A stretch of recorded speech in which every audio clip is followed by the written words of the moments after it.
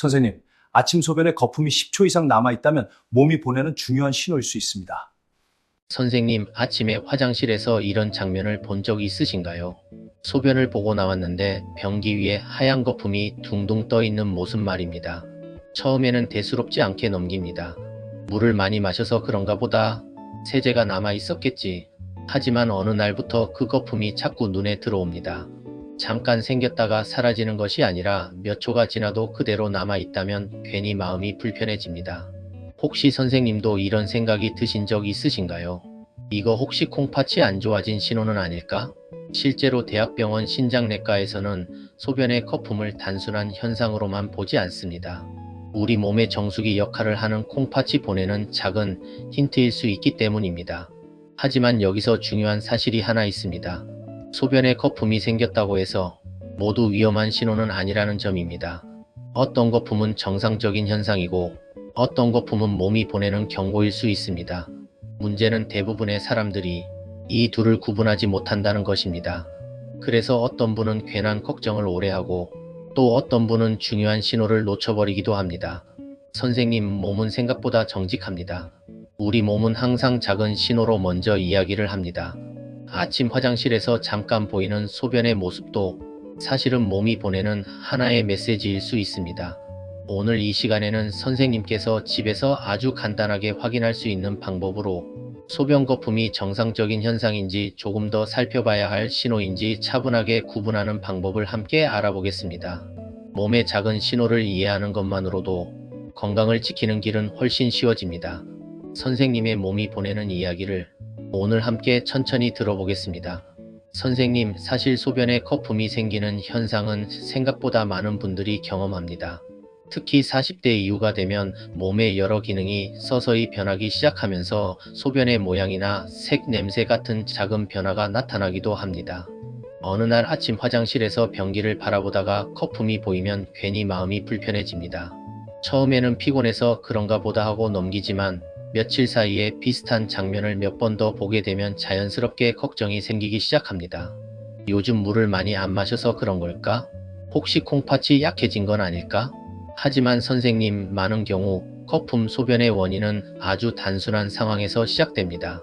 예를 들어 소변을 볼 때 힘이 강하게 들어가면 물에 공기가 섞이면서 거품이 만들어질 수 있습니다. 또 아침 첫 소변처럼 몸이 밤새 수분을 쓰고 난 뒤에는 소변이 농축되어 거품이 더 잘 생기기도 합니다. 변기에 남아있는 세정제나 세제도 거품을 만드는 흔한 이유 중 하나입니다. 그래서 어떤 날은 거품이 보였다가도 다음 날에는 전혀 보이지 않기도 합니다. 문제는 거품이 자주 반복되거나 오래 사라지지 않을 때입니다.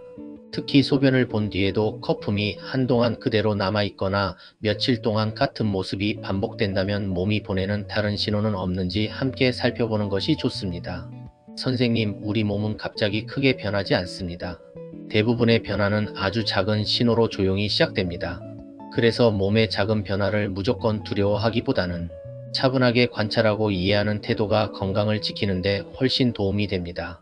오늘 선생님께서 이렇게 정보를 확인하고 계신 것만으로도 이미 몸을 돌보는 가장 중요한 첫걸음을 시작하신 것입니다.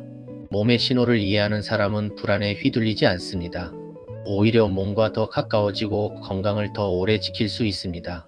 선생님의 몸은 언제나 선생님 편입니다. 그 신호를 차분히 바라보는 습관이 건강한 노후를 만드는 가장 든든한 방법입니다.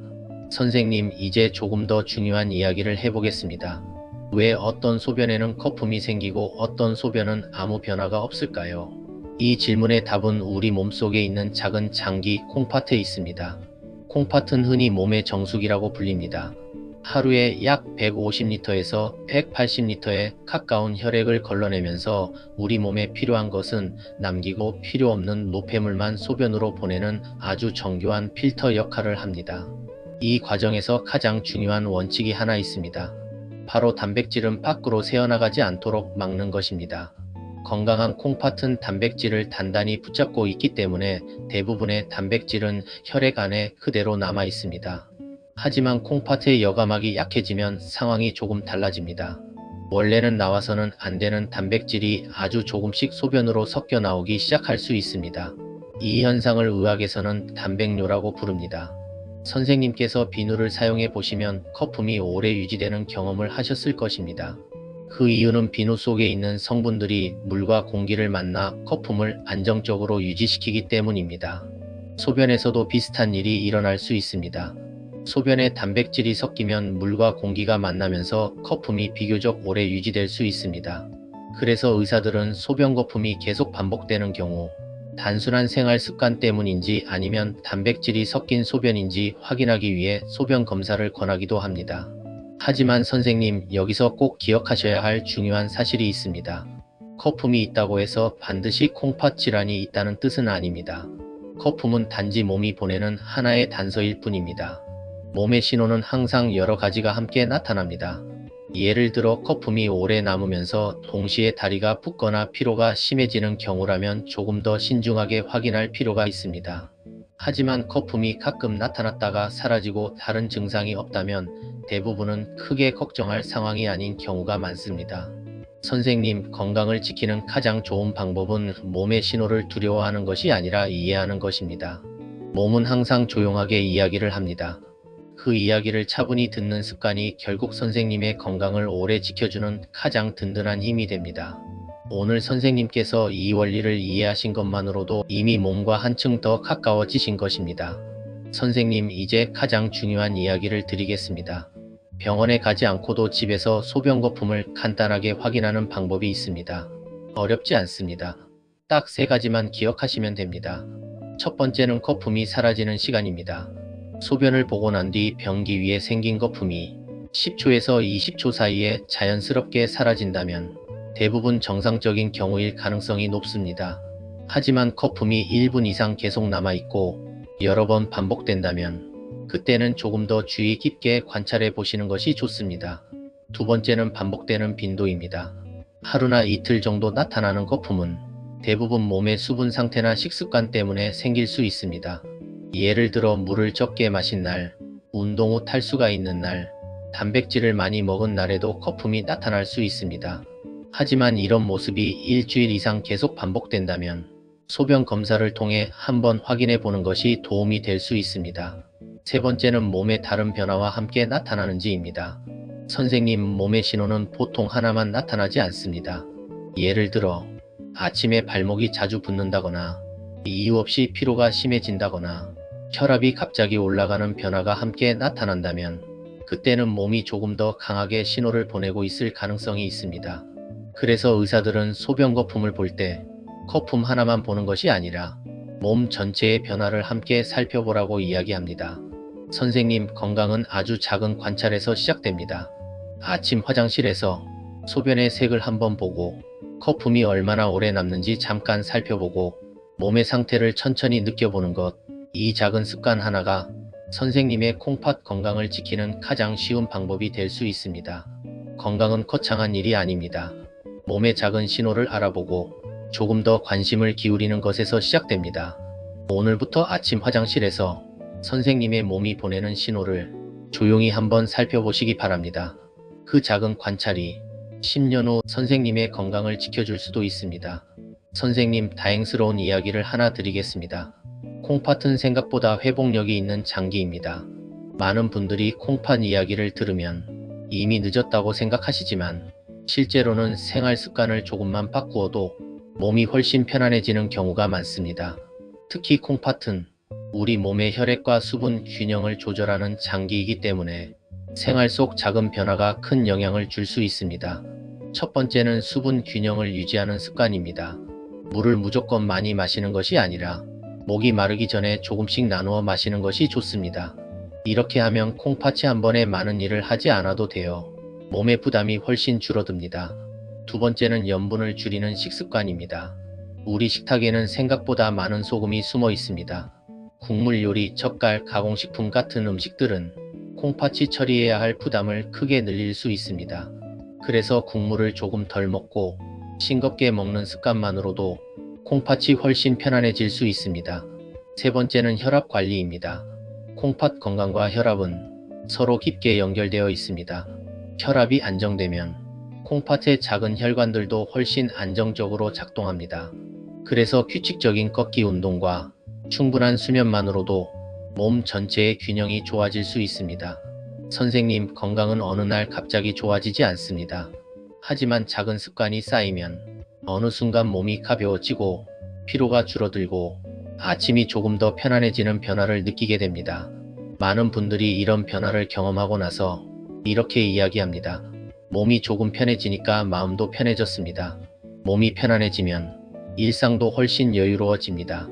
선생님께서 오늘 이 영상을 보신 것만으로도 이미 몸을 돌보는 중요한 첫걸음을 시작하신 것입니다. 몸은 항상 선생님 편입니다.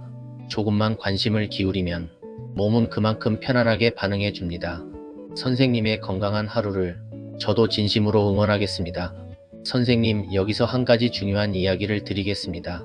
건강 정보를 들을 때 가장 조심해야 할 것이 있습니다. 바로 과도한 민간요법과 잘못된 건강 상식입니다.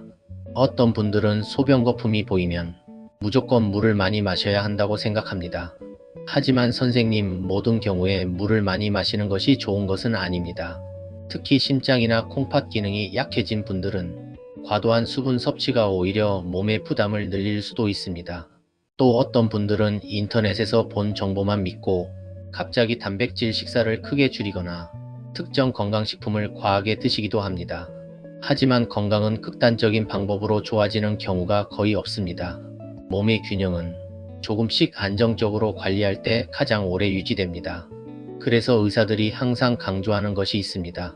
몸의 변화가 나타날 때는 혼자 판단하기보다 객관적인 검사로 확인하는 것입니다.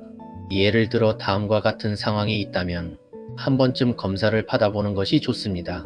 소변 거품이 몇 주 동안 계속 반복될 때, 아침마다 발목이나 다리가 붓는 느낌이 있을 때, 이유 없이 피로가 심해지고 몸이 무거울 때, 또는 건강검진에서 단백뇨나 신장 수치 변화가 나타났을 때입니다. 이럴 때 병원을 찾는 것은 걱정이 많아서가 아니라 몸을 지키는 현명한 선택입니다. 선생님, 많은 분들이 병원을 늦게 찾는 이유는 설마 아닐 거야 라는 생각 때문입니다.